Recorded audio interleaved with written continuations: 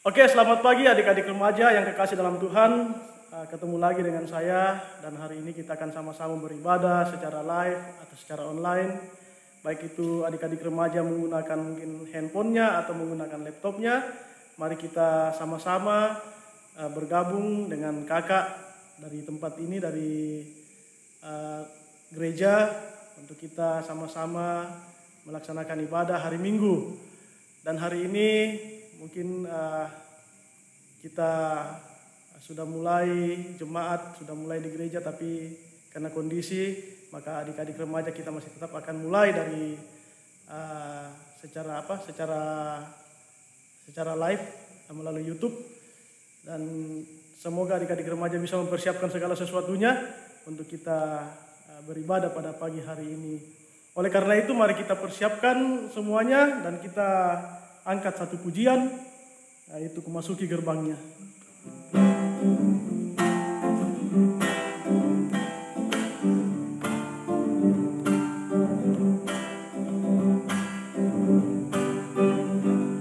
Masuki gerbangnya dengan hati bersyukur, halamannya dengan pujian. Kataku hari ini harinya Tuhan, ku bersuka sebab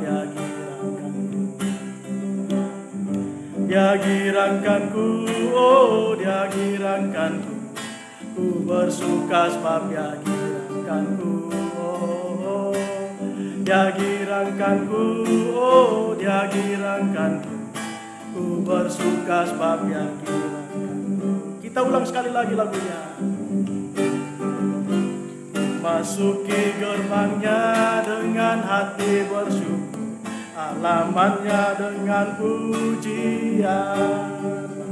Kataku hari ini harinya Tuhan, ku bersuka sebab Dia girangkanku. Dia girangkanku, oh Dia girangkanku, ku bersuka sebab Dia girangkanku. Dia girangkanku, oh Dia girangkanku, ku bersuka sebab Dia girangkanku. Nah, adik-adik remaja yang kekasih dalam Tuhan, kita akan sama-sama mendengarkan firman Tuhan dan kita juga akan buka doa ini sekaligus kita akan berdoa untuk pelayanan firman Tuhan pada pagi hari ini. Oleh karena itu mari kita berdoa. Segala puji dan syukur ya Bapa di sorga, di pagi yang indah ini, di hari Minggu ini Tuhan, kami kembali menghadap tahta hadirat-Mu. Adik-adik remaja, meskipun kami tidak bersama-sama, namun kami yakin dan percaya melalui ibadah yang kami lakukan secara online atau melalui YouTube saat ini, boleh berkenan di hadapan hadirat-Mu. Dan adik-adik remaja yang sudah bersiap-siap dan sudah mulai mengikuti ibadah ini, Kau berkati Tuhan, sehingga kami semua dapat menjalani ibadah ini dengan baik. Dan saat ini Tuhan, kami akan mendengarkan kebenaran firman Tuhan. Oleh karena itu Kau berkati hamba-Mu yang akan memimpin firman-Mu, bahkan adik-adik remaja yang berada di rumah, bahkan dimanapun mereka sekarang stay untuk beribadah secara online atau melalui YouTube ini. Tuhan berkati sehingga kami sama-sama boleh memahami akan kebenaran firman-Mu, dan kami boleh melakukan firman-Mu ini di tengah-tengah kehidupan kami yang Tuhan masih anugerahkan kepada kami. Berfirmanlah kepada kami Tuhan, karena kami sudah siap untuk mendengarkan kebenaran firman-Mu. Amin. Nah, adik-adik remaja yang kekasih dalam Tuhan, kebenaran firman Tuhan pada pagi hari ini kita akan bahas dari Matius 24. Dari Matius 24 ayat yang ke-14 dan ayat yang ke-35. Jadi hari ini kita akan membaca dua ayat Alkitab yang terambil dari Matius 24 ayat 14 dan ayat yang ke-35. Ayat yang ke-14 firman Tuhan, dan Injil kerajaan ini akan diberitakan di seluruh dunia menjadi kesaksian bagi semua bangsa. Sesudah itu barulah tiba kesudahannya. Ayat yang ke-35, langit dan bumi akan berlalu, tetapi perkataanku tidak akan berlalu. Ya, dua ayat firman Tuhan yang akan kita gumuli bersama-sama pada pagi hari ini. Mudah-mudahan bisa kita mengerti dan kita pahami. Nah, adik-adik remaja yang kekasih dalam Tuhan, hari ini kita akan berbicara tentang buku terlaris sepanjang masa. Buku terlaris sepanjang masa. Mencintai firman Tuhan adalah bagian dari pemuridan yang sudah dilakukan oleh Tuhan kepada umatnya. Dan mungkin sampai saat ini firman Tuhan ini adalah bagian di mana kita boleh melakukan segala sesuatu yang harus seturut dengan firman Tuhan. Dan adik-adik remaja yang kekasih dalam Tuhan, ternyata mencintai firman Tuhan ini bisa membuat kita menjadi semangat, bisa membuat kita menjadi gembira, riang dalam menjalani kehidupan ini. Kalau kita betul-betul menerapkan firman Tuhan ini dalam kehidupan kita. Nah, adik-adik remaja yang kekasih dalam Tuhan, dalam pelajaran terakhir Yesus di Bukit Zaitun, ia mengatakan kepada murid-muridnya tentang tanda-tanda kedatangannya kembali. Ia menyatakan bahwa firman Allah akan diberitakan sampai ke ujung bumi sebelum ia kembali. Jadi firman Allah, Tuhan menekankan bahwa beritakanlah firman Allah itu sampai ke ujung-ujung bumi sebelum ia kembali. Nah, adik-adik remaja yang kekasih dalam Tuhan, mungkin secara secara duniawi mungkin mustahil kalau firman Tuhan ini boleh dikatakan menjadi bestseller atau menjadi buku terlaris di tengah-tengah kehidupan umat Nasrani saat ini. Nah, yang menjadi contoh adalah bahwa di tahun 1815 sampai 1975 Alkitab itu sudah dicetak sebanyak 2,9 miliar eksemplar. 2,9 miliar eksemplar. Nah, di tahun 1995 ada lebih dari 17,75 miliar eksemplar Alkitab yang tercetak. Artinya adik-adik remaja yang dikasih dalam Tuhan bahwa Alkitab ini adalah benar-benar menjadi menjadi bestseller atau menjadi buku terlaris sepanjang masa. Nah, kira-kira apa hubungannya dengan kehidupan adik-adik remaja?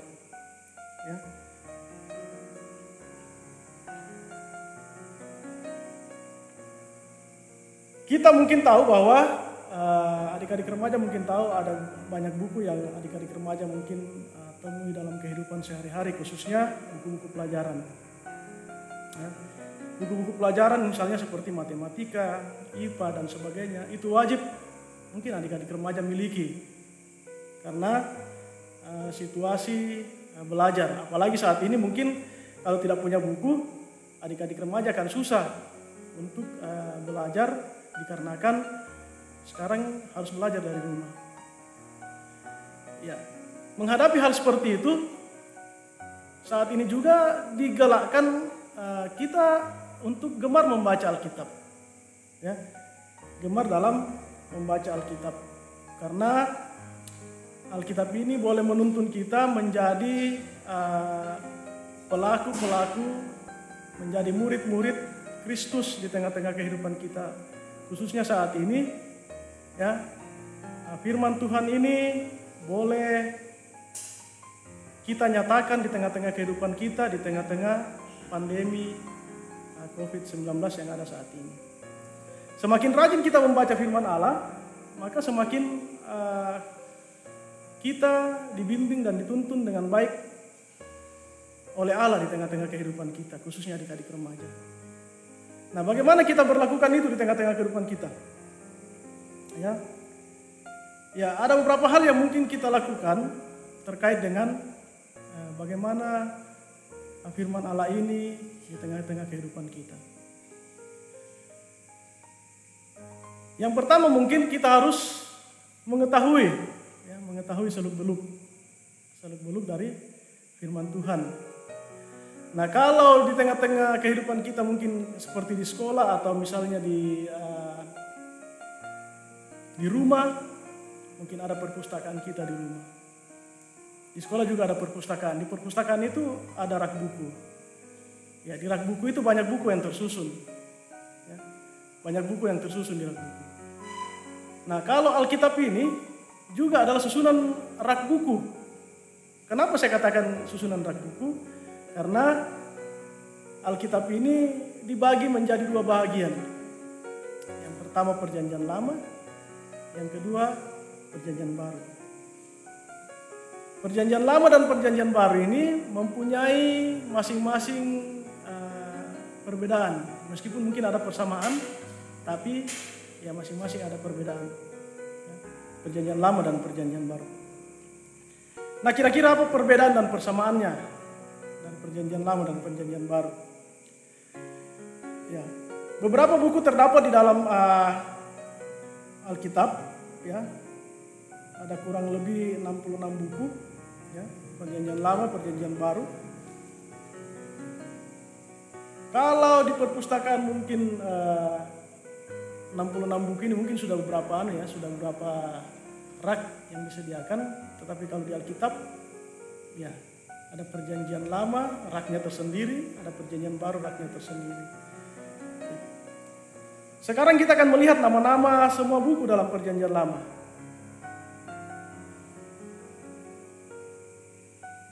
Buku-buku Perjanjian Lama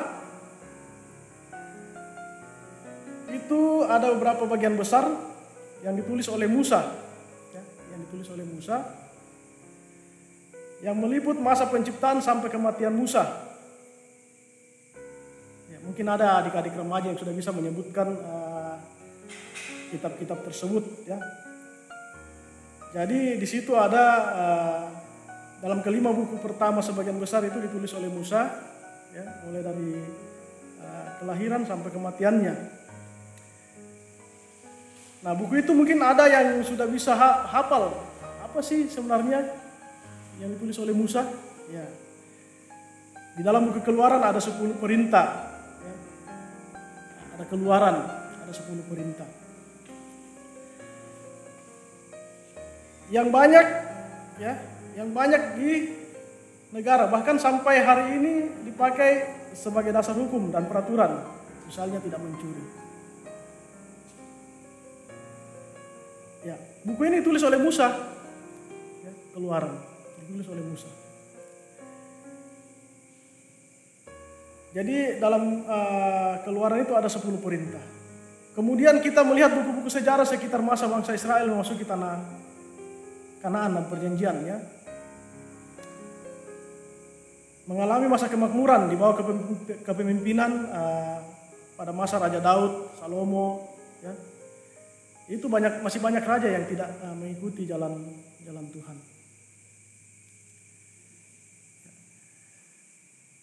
Kemudian setelah itu bangsa Israel kemudian dibawa ke pembuangan. Ya, dibawa ke pembuangan. Tetapi di bawah pimpinan Esra dan Nehemia, mereka kembali ke tanah perjanjian. Buku-buku ini adalah Yosua, Hakim-Hakim, Rut, ya, 1 Samuel, 1 Raja-Raja, 2 Raja-Raja, 1 Tawarik, Esra, Nehemia, dan Ester. Kemudian menyusul kelima buku syair. Jadi ada buku syair di Perjanjian Lama. Ya, mungkin adik-adik sudah tahu, ya, syair. Syair itu yang bagaimana? Ya, mungkin adik-adik baca Ayub, Mazmur, Amsal, Pengkhotbah, Kidung Agung. Nah, itu semua syair. Syair itu adalah isi hati dari pencipta yang dituangkan dalam sebuah tulisan. Ya. Kalau sekarang mungkin orang menganggap semua misalnya puisi, kemudian lagu-lagu atau cerita-cerita bernuansa romantis, ya. Jadi itu adalah syair. Kemudian ada yang terakhir, yang paling penting juga adalah buku-buku nabi besar. Ada Yesaya, ada Yeremia, ada Ratapan, Yeskiel, dan Daniel. Ya. Dan nabi-nabi kecil seperti Hosea, Yoel, Amos, Obadya, Yunus, Mika, Nahum, Habakuk, ya, Sefanya, Hagai, Sakaria, dan Maleaki. Nah, yang seperti ini adik-adik remaja yang harus kita tahu. Kita tahu dulu latar belakang dari Alkitab ini. Kalau kita sudah tahu latar belakangnya, misalnya tadi ada di keluaran apa yang terjadi, kemudian seterusnya, kemudian ada juga yang berupa syair, ada yang menceritakan tentang raja-raja besar dan raja-raja kecil. Kita tahu latar belakang dari kitab itu sehingga pada saat kita membaca kitab tersebut, kita sudah tahu arahnya. Kemana kira-kira kita dibawa. Sehingga pada saat kita membaca Alkitab atau membaca ayat-ayat tersebut, kita pasti akan termotivasi, kita akan tertarik. Bahkan mungkin kita akan terobsesi. Ketika kita sudah terobsesi, kita akan terbawa ke hal-hal yang diajarkan oleh firman itu. Maka tadi kakak mengatakan dari awal bahwa kita kenal dulu apa yang menjadi latar belakang dari Alkitab tersebut atau dari cerita tersebut. Ya, itu mungkin tadi di Perjanjian Lama. Nah, adik-adik yang kekasih dalam Tuhan, ya,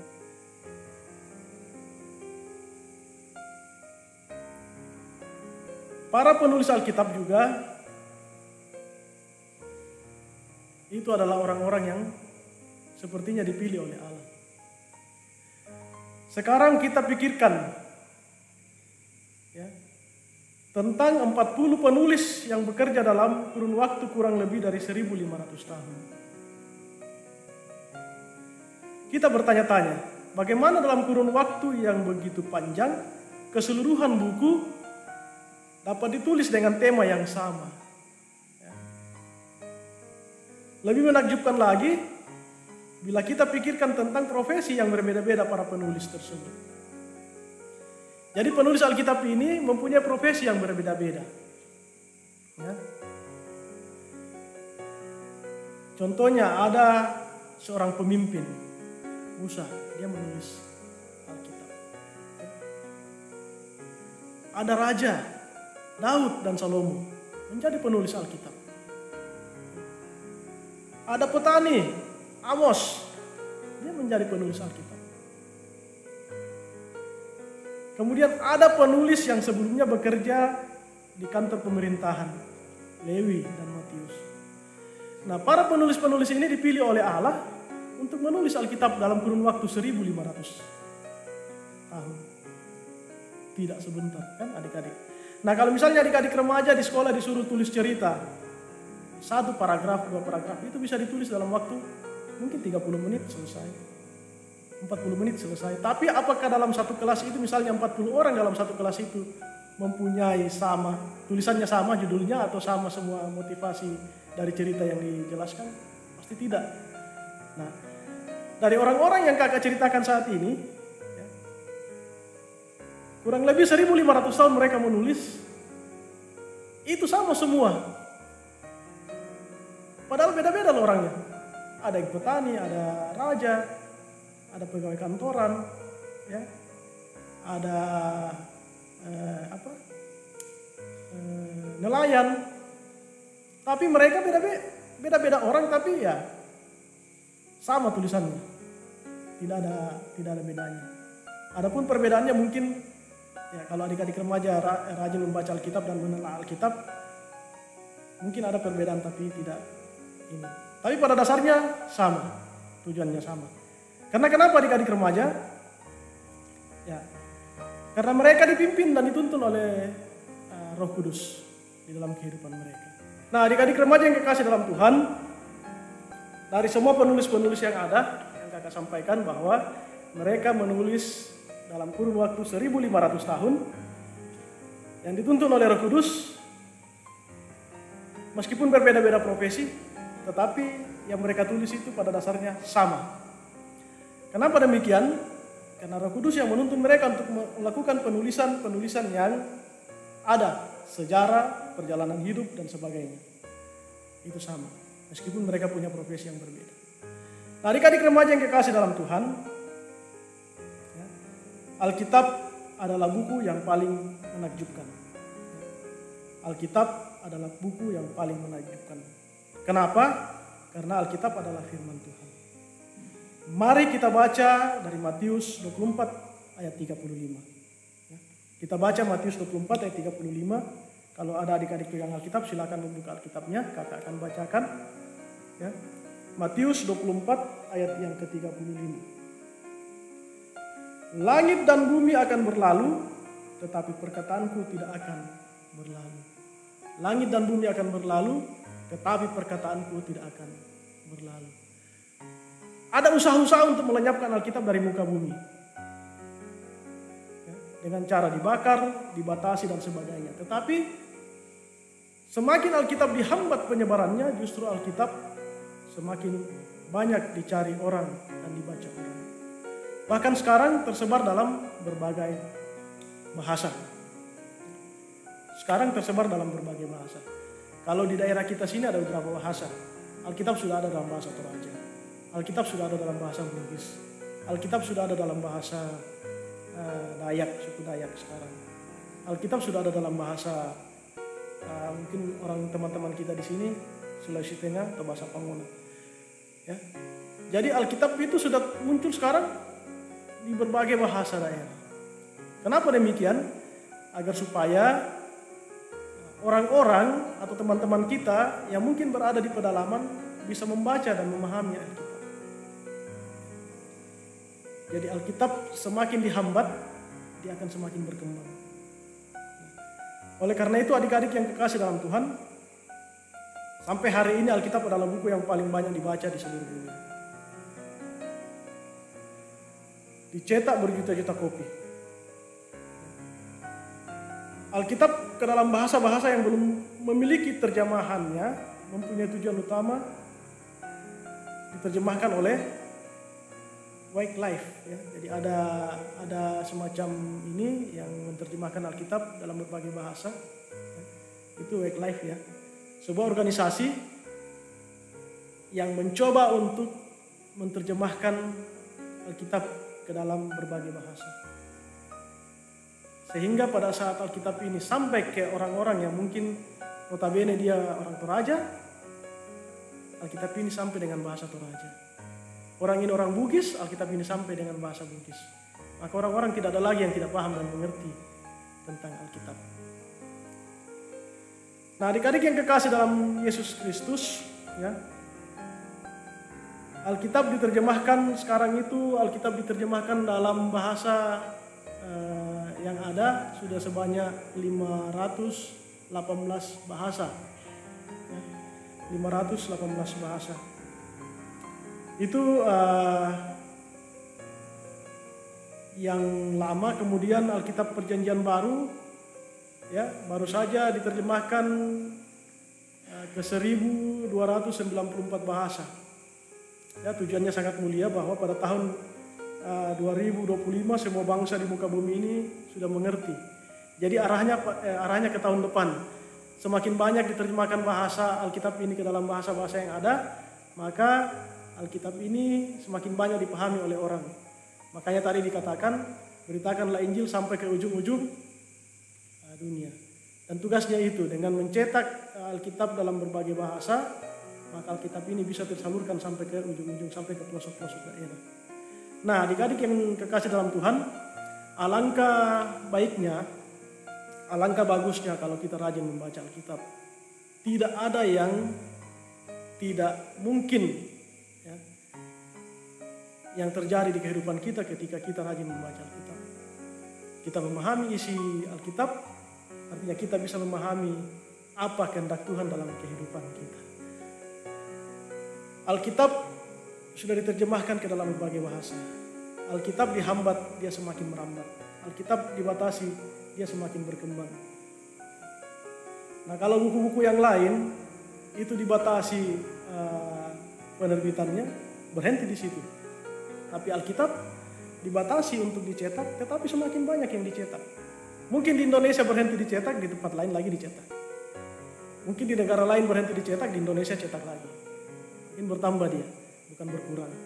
Nah, kenapa saya katakan Alkitab ini sebagai buku yang paling laku dan paling terlaris, karena Alkitab ini banyak dicari oleh orang. Banyak dicari oleh orang yang mau mencari Tuhan. Oleh karena itu adik-adik remaja saya sarankan untuk rajin membaca Alkitab. Artinya lebih sering membaca Alkitab, kita bisa lebih sering berkomunikasi dengan Tuhan di dalam kehidupan kita. Nah, adik-adik remaja yang kekasih dalam Tuhan, sekarang kita dapat lebih menghargai buku yang paling menakjubkan. Buku yang paling menakjubkan ini adalah Alkitab. Kenapa saya katakan demikian? Karena dengan membaca Alkitab, dengan memahami isi Alkitab, kita akan menjadi anak-anak Allah, kita akan semakin dekat dengan Tuhan. Apapun yang kita lakukan yang seturut dengan firman Tuhan ini, Tuhan akan selalu menyertai kita. Oleh karena itu mari kita mencintai Alkitab.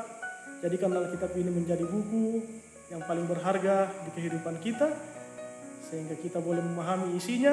Ketika kita memahami isinya, kita akan semakin dekat dengan Tuhan. Dan ketika kita dekat dengan Tuhan, maka apapun yang terjadi dalam kehidupan kita bisa lalui dengan baik. Mungkin itu yang bisa kakak sampaikan melalui firman ini. Semoga firman ini boleh membawa damai buat kita, boleh membawa sukacita buat kita, sehingga tengah-tengah kehidupan kita boleh menjalaninya dengan baik. Demikian firman Tuhan. Amin. Nah, adik-adik remaja yang kekasih dalam Tuhan, tiba saatnya kita akan memberikan persembahan syukur kita kepada Tuhan. Kita siapkan persembahan kita dan kita angkat pujian. Bapa, betapa hatiku berterima kasih.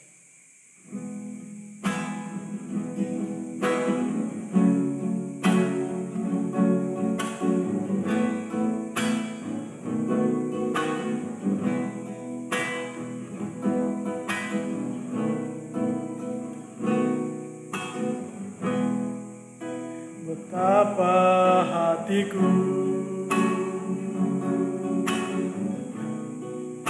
berterima kasih, Yesus.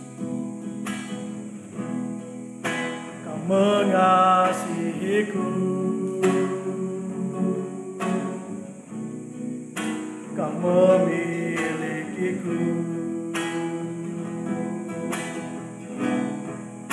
Hanya ini Tuhan persembahanku, segenap hidupku, jiwa dan ragaku. Sebab tak ku miliki harta kekayaan yang cukup berarti untuk ku persembahkan. Hanya ini Tuhan permohonanku, terimalah Tuhan persembahanku. Pakailah hidupku sebagai alatmu seumur hidupku. Betapa hatiku berterima kasih Tuhan.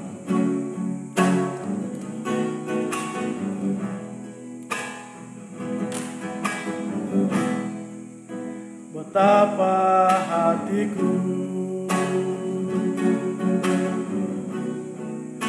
berterima kasih, Yesus. Kau mengisihiku, Kau memilikiku. Hanya ini Tuhan persembahanku, segenap hidupku, jiwa dan ragaku. Sebab tak ku miliki harta kekayaan yang cukup berarti untuk ku persembahkan. Hanya ini Tuhan permohonanku, terimalah Tuhan persembahanku. pakailah hidupku sebagai alatmu seumur hidupku.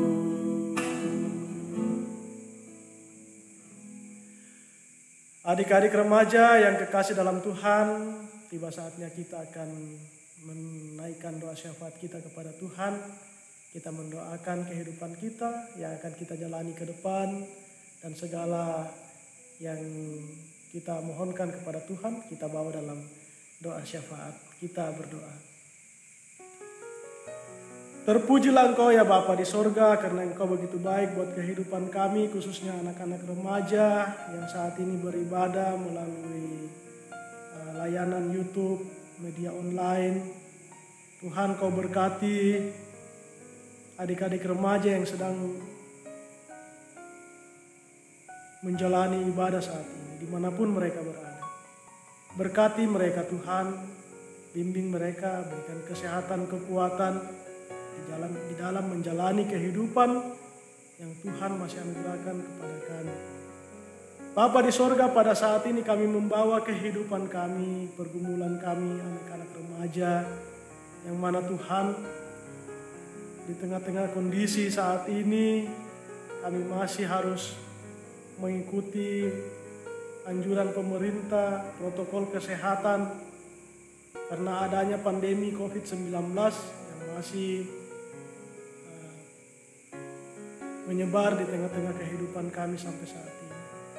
Kami mau Tuhan, Engkau berikan kami kesehatan, kekuatan, dan selalu ingatkan kami untuk senantiasa menjaga diri, menjaga kesehatan melalui protokol-protokol yang sudah dilakukan oleh pemerintah, bahkan jemaat, bahkan masyarakat yang ada di tempat kami, di mana kami berada saat ini. Bapa di sorga, saat ini juga kami berterima kasih karena layanan firman-Mu yang sudah kami dengarkan bersama-sama, yang mengajar kami untuk mencintai Alkitab, menjadikan Alkitab ini menjadi buku yang berharga di tengah-tengah kehidupan kami, dan ajarlah kami untuk senantiasa kami rajin membaca dan mempelajari akan firman Tuhan, buku terindah di dalam kehidupan kami. Sehingga kami Tuhan bisa lebih dekat dan semakin dekat kepadamu di tengah-tengah kehidupan kami. Saat ini Tuhan, kami membawa kehidupan kami, khususnya adik-adik remaja, di tengah-tengah kehidupan saat ini yang mungkin masih melakukan aktivitas, khususnya sekolah, yang belum begitu maksimal, masih dilakukan dari rumah. Tuhan, Kau berkati sehingga apapun yang kami lakukan seturut dengan Tuhan, seturut dengan kehendak Tuhan, boleh kami lakukan dengan baik, khususnya belajar ini dari rumah. Dan ajar kami Tuhan untuk senantiasa betul-betul giat belajar, meskipun itu kami lakukan dari tempat dan kediaman kami, dari rumah. Kau berkati juga Tuhan guru-guru kami, yang dengan tenang, dengan semangat memberikan kami motivasi, sehingga kami boleh melaksanakan kegiatan belajar ini dari rumah kami. Bapa di sorga, kami berdoa buat orang tua kami, berkati juga Tuhan dalam kehidupan sehari-hari, berikan mereka kekuatan kesehatan, sehingga mereka mampu untuk mendidik kami menjadi anak-anak yang dengar-dengaran, khususnya di hadapan Tuhan. Terima kasih Tuhan, kami berdoa buat teman-teman kami yang mungkin saat ini sedang sakit. Tuhan berkati mereka, berikan kekuatan kesehatan sehingga boleh sembuh dari sakit penyakit, dan kami boleh bersama-sama untuk memuji dan memuliakan Tuhan di tengah-tengah kehidupan kami saat ini. Kami juga bersyukur dan berterima kasih jika ada teman-teman kami, anak-anak remaja yang berulang tahun. Kami bersyukur karena pertambahan usia yang dialami oleh adik-adik kami. Biarlah pertambahan usia ini kami semakin dewasa dan kami semakin mendekatkan diri kepada Tuhan. Terima kasih Bapa di sorga, kami sudah memberikan ungkapan syukur persembahan kami. Kiranya persembahan yang sudah kami berikan ini boleh kami gunakan di dalam pelayanan kelebaran akan firman-Mu di tengah-tengah kehidupan kami, khususnya persekutuan remaja. Berkati pengurus-pengurus remaja Tuhan yang ada saat ini, biarlah mereka lebih giat untuk memberikan pelayanan di tengah-tengah kondisi yang ada, sehingga kami boleh bersama-sama untuk tetap memberitakan firman Tuhan, memberitakan kabar sukacita buat adik-adik remaja di tengah-tengah kehidupan berjemaat kami, Jemaat Pokok Suku. Berkati segenap pengurus OIG, pendeta kami, majelis-majelis, untuk kami sama-sama melakukan pelayanan di tengah-tengah jemaat remaja dan semua OIG yang ada di tengah-tengah kami. Terima kasih Bapa di sorga. Kami juga mendoakan bahwa minggu kemarin telah terjadi bencana di tengah-tengah kota Masamba. Tuhan Kau berkati semua teman-teman kami atau rekan-rekan kami yang ada di Masamba, biarlah boleh mereka lebih mendekatkan diri kepada Tuhan dan boleh menjalani kehidupannya saat ini dengan penuh sukacita, bukan karena mereka mengalami bencana alam, tetapi karena bimbingan Tuhan dan tuntunan Tuhan dalam kehidupan mereka setiap saat. Dan segala sesuatu yang terjadi di sana boleh menjadi pelajaran buat masyarakat yang ada di tempat di Masamba, sehingga ke depan mereka boleh lebih waspada dan lebih berhati-hati dan mengelola alam yang ada di sekitar mereka. Terima kasih Bapa di sorga. Kami serahkan doa syafaat kami yang ke dalam tangan Pasamu. Kau berkati kami, sertai kami. Dan inilah doa kami. Amin. Nah, adik-adik remaja, saat ini kita akan mengakhiri ibadah kita. Mari kita angkat satu pujian. Pakailah waktu anugerah Tuhan.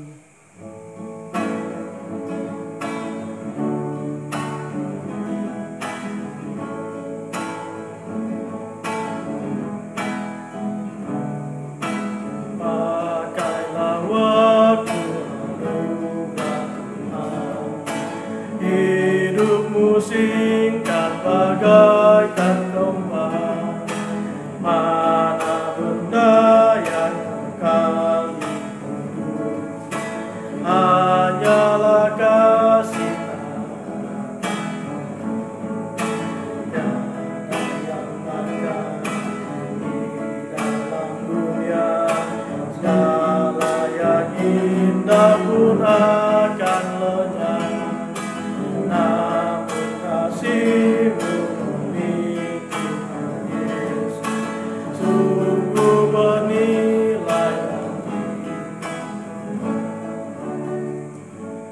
Demikianlah ibadah kita pada hari ini. Selamat hari Minggu, salam sejahtera buat kita semua, sehat selalu dan jaga kesehatan. Jangan keluyuran kemana-mana, tetap di rumah, belajar dari rumah. Tuhan memberkati. Shalom.